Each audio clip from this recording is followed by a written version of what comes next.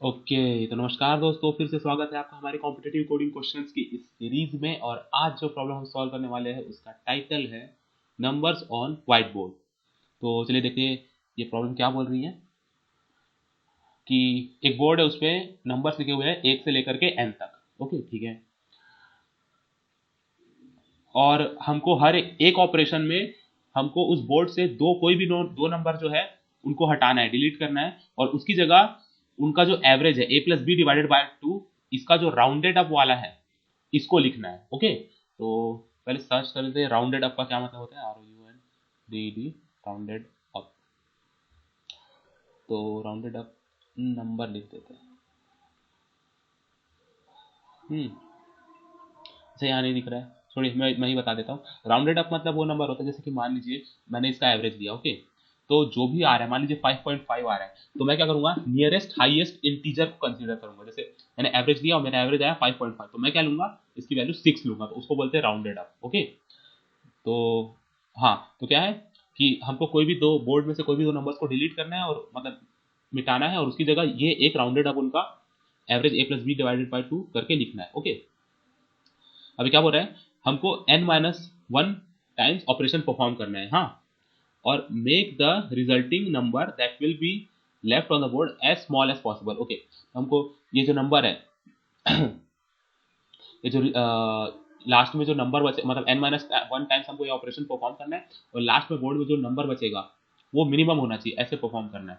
तो यहाँ इन्होंने एग्जाम्पल दे रखा है, जैसे कि मान लीजिए कि n इज इक्वल टू मेरा 4 था, तो क्या था कि 1 2 3 4 4 लिखे हुए थे, तो इन्होंने पहले क्या किया कि 4 और 2 इन दोनों को ऐड किया और उसका एवरेज लिया, तो इनका क्या आ गया, 3 आया। ओके, फिर 3 और 3 का एवरेज लिया, तो फिर से 3 आ गया, और फिर 1 और 3 का एवरेज लिया, तो इनका जो एवरेज आ गया वो 2।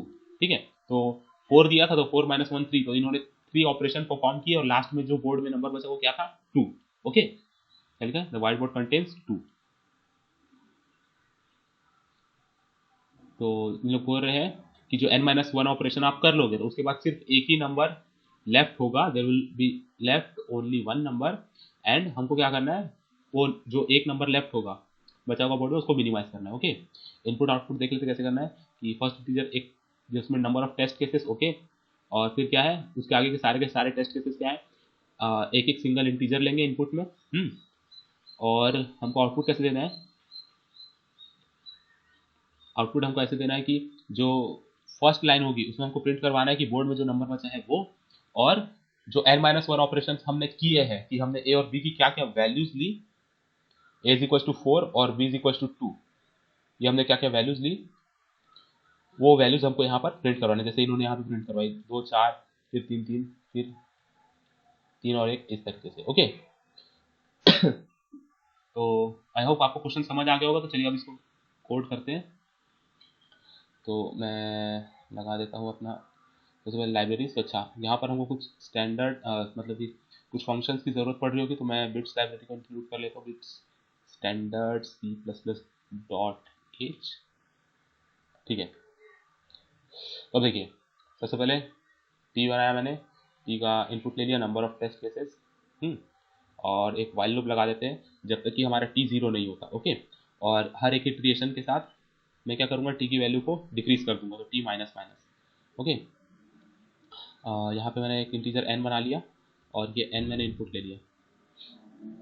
तो अब देखिए हमको क्या करना है कि हमको n-1 ऑपरेशन करने हैं, और जो लास्ट में जो नंबर बचेगा वो मिनिमम होना चाहिए। ठीक है, तो पहले ना कुछ यहाँ पर देख लेते हैं। मान लीजिए कि मुझे क्या करना है कि इन नंबर्स को मुझे इस तरीके से एवरेज लेते हुए जाना है कि जो आखिरी तक पहुंचते पहुंचते मेरा नंबर एकदम छोटा बचना चाहिए। ठीक है, तो मैं कैसे करूंगा कि मैं जो सबसे बड़े बड़े नंबर है पहले उनका एवरेज लूंगा। जैसे कि मैं पहले क्या लूंगा, n और n-1, जो सबसे बड़ा है इन दोनों का एवरेज लूंगा। ठीक है, तो इन दोनों का एवरेज मेरा क्या आ जाएगा, ऐसे n प्लस n-1, n+n-1, फिर ये डिवाइडेड बाय 2। ठीक है, ये आ जाएगा, तो इसकी वैल्यू जो आएगी मेरी, ये n ही आएगी। ओके, क्यों, क्योंकि जैसे कि अभी मैंने बताया कि हमको राउंडेड अप करके लेना है।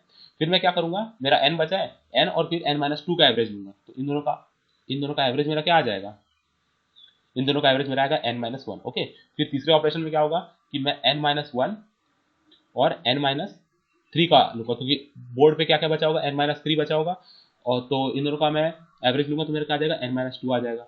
फिर चौथे ऑपरेशन में n माइनस क्या बचा होगा, n-4 बचा होगा, और सॉरी n-2, और क्या बचा होगा n-4, इन दोनों का मैं एवरेज लूंगा तो यहाँ पर क्या आ जाएगा n-3 आ जाएगा। तो इस तरीके से हम लोग करते जाएंगे।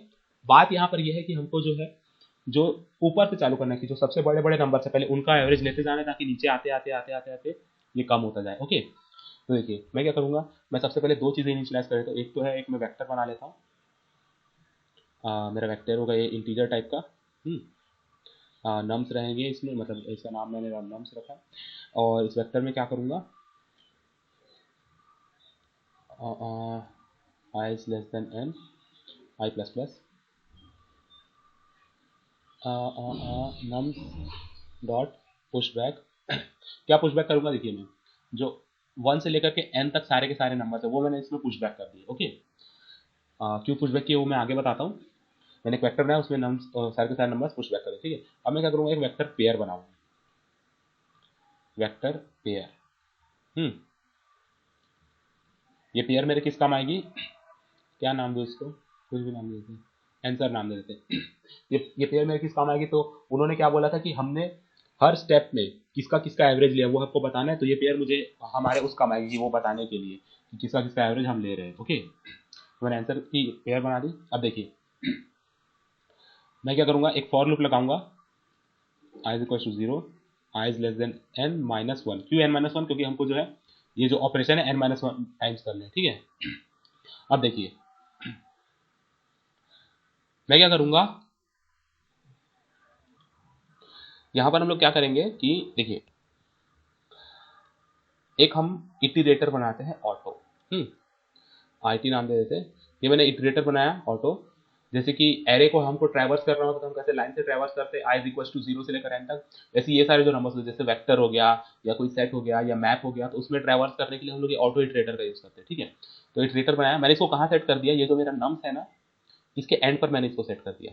ठीक है, और ये जो एंड है मतलब ये वेक्टर के जस्ट बाहर। ओके, अब मैं क्या करूंगा, इसको थोड़ा सा डिक्रीमेंट करूंगा। तो अब ये क्या है, ये जो मेरा इटरेटर है ये वेक्टर के लास्ट नंबर पे पॉइंट कर रहा होगा। लास्ट नंबर क्या होगा, n, जो ये वेक्टर नम से हमारा हम इसमें पुश करते गए तो इस वेक्टर का जो लास्ट नंबर क्या आएगा हमारा n आएगा, तो ये इटरेटर n पे पॉइंट कर रहा होगा। तो अब मैं क्या करूंगा कि मैं एक इंटीजर a बना लेता हूँ, और इंटीजर a में मैं वैल्यू ले लेता हूँ इस इटरेटर की। ओके, डी रेफरेंस करके आपने पॉइंटर्स पढ़े होंगे, तो जो इटरेटर है ये पॉइंट कर रहा है उस वैल्यू की तरफ, तो मैंने क्या किया, इसको डी रेफरेंस किया स्टार लगा के और उस वैल्यू को a में इंसर्ट करवा लिया। ओके, फिर मैं क्या करूंगा कि ये जो नम्स है, nums dot erase IT, erase function जो है वो वैल्यू को डिलीट कर देता है एक तरीके से। ठीक है, तो ये जो IT है मेरा, IT जहां कहीं भी पॉइंट कर रहा होगा तो नम्स की वो वैल्यू डिलीट हो जाएगी। ठीक है, तो IT अभी कहाँ वैल्यू कर रहा, पॉइंट कर रहा था n की तरफ, तो n डिलीट हो जाएगी। ठीक है, अब मैं क्या करूंगा, मैं फिर से IT को डिक्रीमेंट करूंगा और फिर मैं एक दूसरा इंटीजर बनाऊंगा b, और डी रेफरेंस करके इसमें भी IT की वैल्यू ले लूंगा। ओके, मैंने इसकी भी वैल्यू ले ली। अब मैं क्या करूंगा, मैं फिर से b को भी डिलीट कर दूंगा, इरेज IT। ओके, अब इससे क्या हुआ, मैंने आखिरी की जो दो वैल्यूज थी उन दोनों को मैंने ले लिया। अब मैं उनका एवरेज निकाल के उसको नम्स में वापस पुश बैक कर देता हूँ। तो नम्स डॉट पुश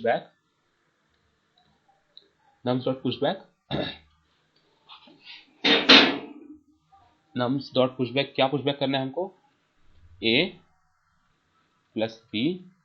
मैंने मैं यहाँ +1 कर देता हूँ। +1 क्यों कर रहा हूँ, क्योंकि हमको सील वैल्यू लेनी है, तो इसलिए a plus B divided by 2। Okay, मैं उसमें 1 एक्स्ट्रा जोड़ दे रहा हूँ, या तो हम डायरेक्ट सील फंक्शन का भी यूज कर सकते थे, लेकिन मैंने यहाँ पर 1 यूज किया है, +1 ऐड किया है। हाँ, तो इससे वो आंसर में नम से वो पुश बैक हो जाएगा। और आगे क्या करना है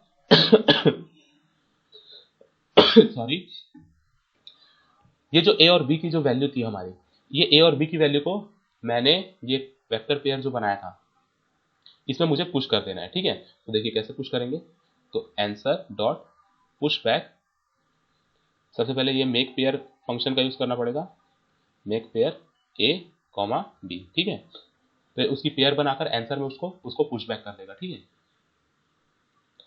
तो ये हो गया, तो इतना ही था। अब आगे हम क्या करेंगे, हम अपना आंसर पुट करवा देंगे, प्रिंट करवा देंगे, मेरा मतलब है कि तो अब चलते हैं आंसर प्रिंट करवाने की तरफ। तो सबसे पहले मैं क्या प्रिंट करवा दूंगा कि जो मेरा जो लास्ट एलिमेंट बचा है, जो आखिरी एलिमेंट बचा है, सबसे पहले मैं उसको प्रिंट करवाऊंगा। तो नम्स डॉट बिगिन, बिगिन भी नहीं लिखता, ऐसे जीरो लिख देता हूँ, नम्स ऑफ जीरो।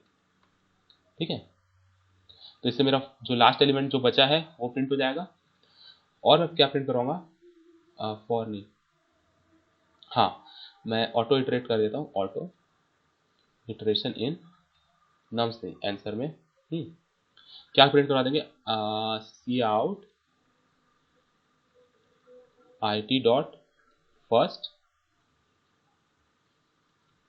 और उसके बाद IT डॉट सेकेंड। ओके, ये जो पेयर हमको प्रिंट करवाने होते हैं उसके लिए हम इसी तरह फर्स्ट और सेकेंड का यूज करते हैं। तो प्रिंट करवा देगा IT का फर्स्ट एलिमेंट और सेकेंड एलिमेंट। ओके, तो ये था हमारा पूरा का पूरा सॉल्यूशन। चलिए इसे ले जा करके सबमिट कर देते हैं।